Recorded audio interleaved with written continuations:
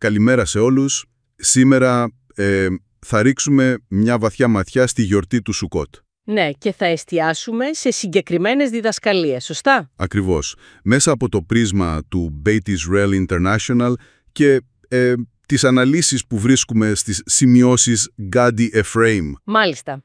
Έχουμε στα χέρια μας λοιπόν υλικό που περιγράφει πώς γιόρτασαν το Σουκότ, μιλάμε για το έτος 5.785 συγκεκριμένα, Και δίνουν έμφαση στους ουσπιζίν, τους 7 ουράνιους προσκεκλημένους, και στο πώς όλη η γιορτή είναι κατά κάποιο τρόπο μια προετοιμασία για τη λύτρωση. Ακριβώς. Αυτή είναι η κεντρική ιδέα που διατρέχει τις πηγές μας, ότι το Σουκότ έχει μια οικουμενική διάσταση, κοιτάει προς το μέλλον. Ωραία. Ας το πιάσουμε από την αρχή τότε. Ξεκινάμε με τους ουσπιζίν. Οι πηγές αναφέρουν αυτούς τους 7 ουράνιους προσκεκλημένους. Αβραάμ, Ισαάκ, Ιακώβ. Αχα, Μωυσής, Ααρών, Ιωσήφ και Δαβίδ. Ναι, αυτή η παράδοση, ξέρεις, έρχεται από το Ζωχάρ. Σωστά. Αλλά το Beit Israel International και οι σημειώσεις Gadi Ephraim τι παραπάνω λένε για αυτούς? Εδώ είναι το ενδιαφέρον. Δεν τους βλέπουν απλά σαν, ιστορικές φιγούρες, τους θεωρούν ενεργά κανάλια θεϊκής ενέργειας. Κανάλια ενέργειας? Ναι, κάθε ένας φέρνει μια ποιότητα, μια σεφυρά. Ο Αβραάμ το Χέσεντ, την αγάπη και την ευμένεια. Ο Δαβίδ το Μαλχούτ, τη βασιλεία. Καταλαβαίνω. Και η υποδοχή τους στη Σούκα, λένε, συνδέει το Beit Israel International με όλη τη λυτρωτική διαδικασία. Το Ζωχάρ το λέει πολύ όμορφα. Ναι. Όταν κάθεσαι σε αυτό που ονομάζει σκιά της πίστης, τζίλα ντεμεχεμνούτα, Δηλαδή, σε έναν χώρο που ορίζεται από την εμπιστοσύνη στον Θεό. ακριβώς, όχι από την ηλική ασφάλεια, τότε, λέει η Σέχινα, η Θεία Παρουσία απλώνει τα φτερά της πάνω σου και αυτοί οι μεγάλοι καλεσμένοι κατεβαίνουν. Πολύ δυνατό αυτό. Και οι σημειώσεις Gadi Ephraim το συνδέουν και με τα έθνη. Υπάρχει κάποια τέτοια αναφορά? Ναι. Εξηγούν ότι οι 7 ουσπίζιν αντιστοιχούν στις 7 κατώτερες σεφυρότ και αυτές με τη σειρά τους συνδέονται με τα 70 αρχιτυπικά έθνη. Όπως οι 70 ταύροι που θυσιάζονταν στο ναό. Ακριβώς.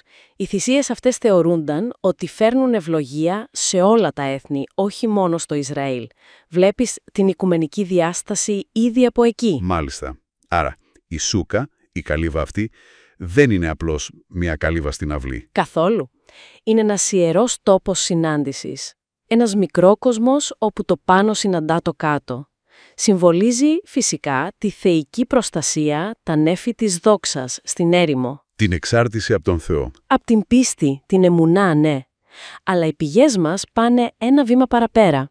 Την ονομάζουν προφητικό σκεύος λύτρωσης. Προφητικό σκεύος. Ναι, σαν να προετοιμάζει, λένε, την αποκατάσταση της πεσμένης Σούκα του Δαβίδ. Αυτό συνδέεται άμεσα με τον Μεσσία Μπεν Δαβίδ. Οπότε, είναι μια πρόγευση, ένας μικρόκοσμος της μελλοντικής Σούκα της ειρήνης. Αυτή ακριβώς είναι η ιδέα. Και αυτό μας φέρνει πάλι στην οικουμενικότητα. Οι πηγές το τονίζουν αυτό, ότι δεν είναι μόνο για το Ισραήλ το Σουκότ. Σαφέστατα. Χαρακτηρίζεται η γιορτή. Η γιορτή των εθνών. Οι 70 ταύροι που λέγαμε είναι η απόδειξη. Και ποιο είναι το όραμα που προβάλλουν το Beit Israel International και η Gadi Ephraim Notes γι' αυτό? Ένα όραμα μελλοντικής ενότητας, όπου όλα τα έθνη θα αναγνωρίζουν τον ένα Θεό και συμβολικά θα ανεβαίνουν στην Ιερουσαλήμ για να γιορτάσουν το Σουκότ. Καταπληκτικό! Και το να κάθεσαι στη Σούκα σήμερα με πίστη και κυρίως με χαρά, με σιμχά, θεωρείται ενεργή συμμετοχή σε αυτό. Βοηθάς να σηκωθεί αυτή η πεσμένη Σούκα του Δαβίδ, να αποκατασταθεί δηλαδή η θεϊκή βασιλεία. Τόσο ισχυρή που κυριολεκτικά σπάει την εξορία, φέρνει το φως της γεουλά, της λύτρωσης. Άρα είναι σαν μια ετήσια πνευματική άσκηση. Μια πρόβα για τη λύτρωση θα λέγαμε. Ναι, θα μπορούσες να το πεις και έτσι. Μια πρόσκληση να βγούμε από την ψεύτικη ασφάλεια των σπιτιών μας, της ρουτίνας μας.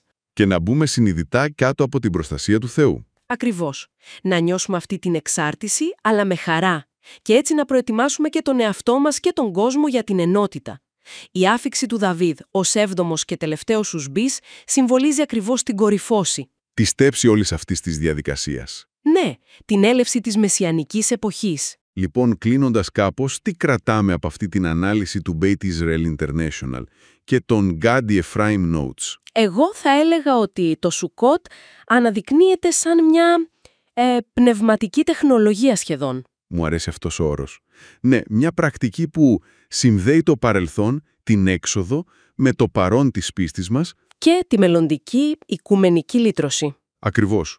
Γεφυρώνει το θεϊκό με το ανθρώπινο, το Ισραήλ με τα έθνη. Και τα εργαλεία είναι η πίστη, η εμουνά και, πολύ σημαντικό, η χαρά, η σιμχά. Η Σούκα γίνεται μια πύλη, λοιπόν. Μια πύλη για τη λύτρωση και την παγκόσμια ενότητα. Ένας τόπος όπου η Θεία Παρουσία γίνεται αισθητή. Και αφήνουμε ίσως μια σκέψη για όσους μας ακούν.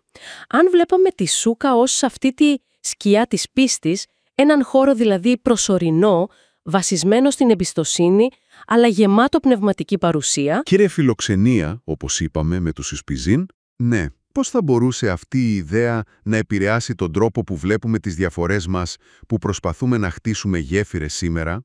Κοιτώντας προς μια εποχή παγκόσμιας ειρήνης. Μια παγκόσμια Σούκα της ειρήνης. Μια όμορφη σκέψη για το τέλος.